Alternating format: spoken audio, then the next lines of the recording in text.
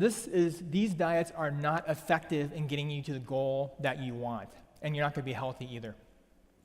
Now, diet has been studied in many different ways. There's one called the Honolulu Heart Study. They looked at Japanese people, and they looked at people that moved to Hawaii, and they moved to San Francisco. And what they found is over time, the Japanese people that are very healthy, remember Okinawa is a blue zone, they actually got more cholesterol, more high blood pressure, more heart disease, more heart attacks and strokes as they kept moving across the Pacific because they are adopting a more and more American-type diet. SAD. Daphne talked about this. SAD stands for Standard American Diet. Now, here's a great infographic here. Over half of what Americans generally eat is what we call ultra-processed food. Other term for that is garbage. Okay, this is really bad for you, bad for your gut biome, bad for your health, bad for everything. Now, this is where it gets really scary. The amount or percentage of vegetables that Americans eat is actually less than 1%. Start thinking about that for a little bit. This is where it gets really cool. Pizza by itself, 3.5%. Pizza is like a whole universe in itself in America. It's dominant. Okay, so think about what kind of foods we're eating, especially think about your kids. I know this is tough. Pizza's cheap. They deliver it. But we got to stop feeding our kids pizza all the time, at school, at church, for everything. Okay.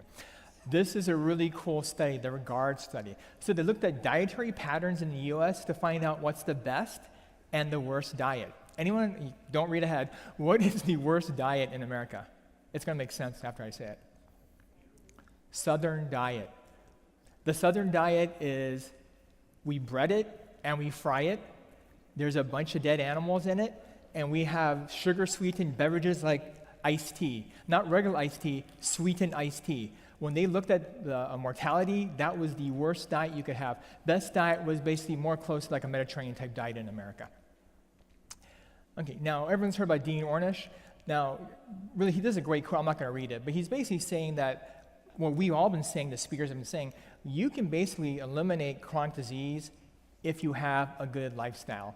Now, the Ornish diet is probably famous for one thing, and that's 15% fat. It's a very low-fat diet. Now, we've all been bombarded with, like Daphne was talking about, low-carb diet, high-protein diet, low-fat diet, high-fat diet. You know, there's so many different things. It's very confusing. Hopefully, at the end of this talk, you have a better idea of what the ideal diet is. But Ornish's diet does work. It's the only one that's approved by Medicare to be used as a medically used dietary program, and he endorses 15% fat, which is very low fat. And he makes this thing, there's good fats and bad fats, good carbs and bad carbs, which I think is an important distinction. Here. Now, they looked at the Mediterranean-type diet, and this is going to be hard to read, but basically the more your diet, they actually graded people's diets, the more it was Mediterranean-like, then you had a lower risk of dying, and that's the lower line on this graph. The more close you are to a Mediterranean diet, the more likely you're going to live longer. Now this is where it starts to get interesting. Has anyone heard the GI diet? Okay, probably, that's fine. But the point of this diet basically is whole foods. The less processed your food is, the more natural it is, the lower the glycemic index, the lower your sugar spike, the lower the insulin spike, and the healthier it is. So basically, if you have, brown bread is better than white bread.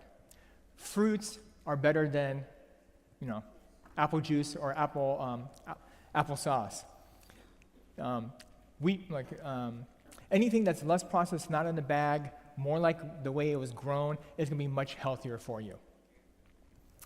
Now, I'm a cardiologist, and I'm 95% vegan.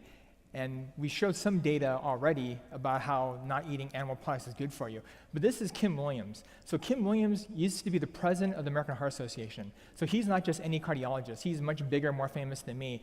And he had this great quote. There are two kinds of cardiologists, vegans and those who have not read the data. This is important. The data for plant-based diet is what we consider now overwhelming, indisputable. If you meet a doctor or a dietitian or someone else who's against plant-based diet, automatically you can say that person is out of date. All right? They need to be educated. Now, just because you're plant-based doesn't mean you're healthy. You can do it wrong. All right?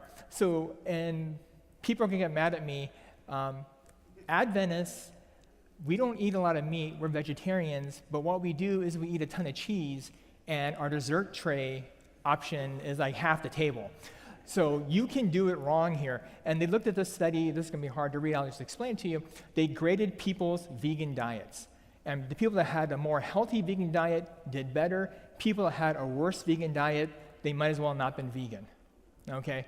Because they were just eating a bunch of garbage that was not animal, like potato chips. Potato chips, they're vegan. I mean, seriously, start thinking about that. And this is another slide examining that. Now, there's another thing I'm going to branch off a little bit and talk about fasting. This is a great book by David Sinclair, and he's really into aging research. How can you preserve your DNA so you don't age, and when you make new cells, they're actually like the way they're supposed to be? And he talks about wrinkles, gray hair, functionality, cartilage, all these things. We're remaking that stuff all the time. How can we remake it the way you're supposed to make it when you're like, 16 years old, and not make it like when you're a 60-year-old? How can you make it better? And what they found out in a bunch of research, there's a couple things that make your DNA replicate better with less errors, and that's low-level stress. The low-level stresses that have been looked at really well: exercise. You stress yourself, you recover. Fasting, you eat, then you fast. Cold exposure, which we're not going to talk about. But these are all things that can actually make your DNA replicate and do it better. Part of this is calorie restriction.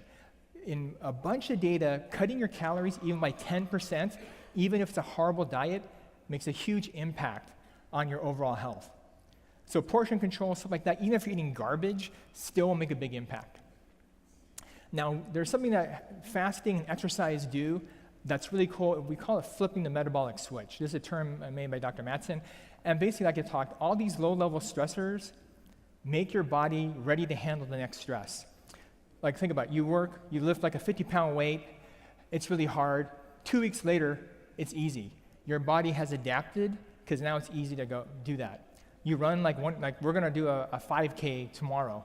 Some people, that's easy. The cool thing on exercise, which Benjamin's going to talk a lot about, so I'm just making this one comment, is when you start off, your hard workout will one day be your warm-up.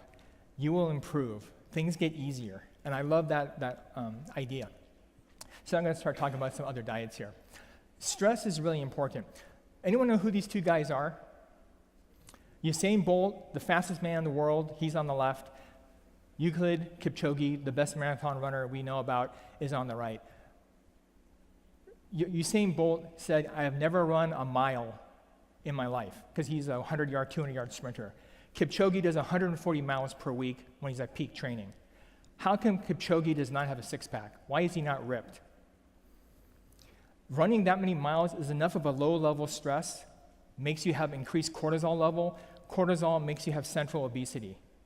So it's very hard for people doing that kind of stress level to get ripped. Now think about yourself, and there's other talks that other people are going to do about stress, but when you have too much stress, that's an adverse outcome, an adverse effect on your body. So think about work, multiple jobs, health problems in your family, or in yourself or your kids. All those things have a negative impact on your health. Okay, intermittent fasting. Does anyone practice fasting in here? Okay, I can probably skip the next 5 slides. But fasting is actually, I do the time restricted. This is a great study on time restricted fasting, very small, but they told the people, don't change your diet, eat the same garbage you're eating, and do not exercise more. We're just going to have you not eat for 14 hours. Most people do a 16-hour fast on this. And basically in about, I think it was like 2 months, oh no, I'm sorry, it's 3 months, their waist got smaller, blood pressure dropped, cholesterol dropped, they lost weight, and they were sleeping more. And they only had a calorie restriction of 8.6%. So a small amount of intermittent fasting, small amount of calorie restriction can have huge metabolic benefits for you. Something to consider, very easy to do. Now, there's a whole bunch of benefits for intermittent fasting. Basically, it makes your biometrics better. The one other thing that's really important is there's 2 things that make your brain, well, there's 3 things that make your brain work better. Anyone know what they are? Okay, sleep. Sleep's really important for kids. We call that consolidation. You learn a bunch of garbage. You can't put it together. You need to sleep so your brain can store it in the right places. The second thing is exercise. Exercise induces BDNF, brain-derived neurotrophic factor, that repairs your brain. The only other thing that induces BDNF is fasting. So a lot of people fast not for losing weight. They fast for their brains better. And a lot of religious people, the reason they fast is because they have more clarity of mind, have a very devotional, better connection with God. And I found that to be true for myself. Fasting is awesome for that way. Now, I'm not going to go through this whole slide, but when you do a prescription for fasting, what you typically say is don't go to the goal, because you get hangry, you get mad, and you quit. You can slowly kind of build into the optimal target goal for your fasting program. And there's three main programs. I'm not going to go over it for the sake of time, but you can look them up. Now, there's another controversial topic, and that's breakfast. Every study in the medical literature that I know of says eating breakfast is associated with better health and lower weight, except this one. And that's why I'm talking about it. So in this study, like the Regard study, where they looked at the Southern diet, they looked at the pattern of how people ate, and what they found is they go, we don't know if it's skipping breakfast, that's the problem, but it's the lifestyle of the people that are skipping breakfast. They call it the social business cluster. These are the people that are stressed out, running around, they're skipping breakfast, but what they're doing is they're stopping at Dunkin' Donuts on the way, grabbing a donut, a Danish, and eating some really sugar-fied coffee drink. And they go, it may not be breakfast that's so important, it may be what they're doing to compensate for missing for breakfast. So think about that in your own life.